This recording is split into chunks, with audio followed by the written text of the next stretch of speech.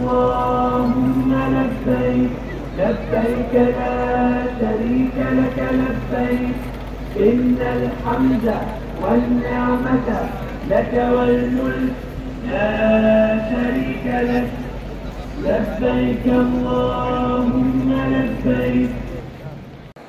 আসসালামু আলাইকুম ওয়া রাহমাতুল্লাহি ওয়া বারাকাতুহু।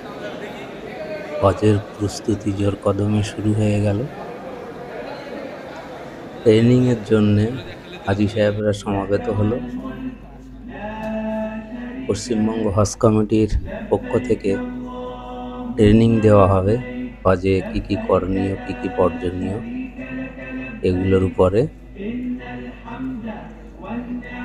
ট্রেনিং শেষ হলে উড়ানের জন্য প্রস্তুত হতে হবে। এখন পাসপোর্ট, ভিসা এগুলো নেওয়ার জন্যে হাজী সাহেব বা হাজী সাহেবের আত্মীয়রা এখানে সমাবেত হয়েছে।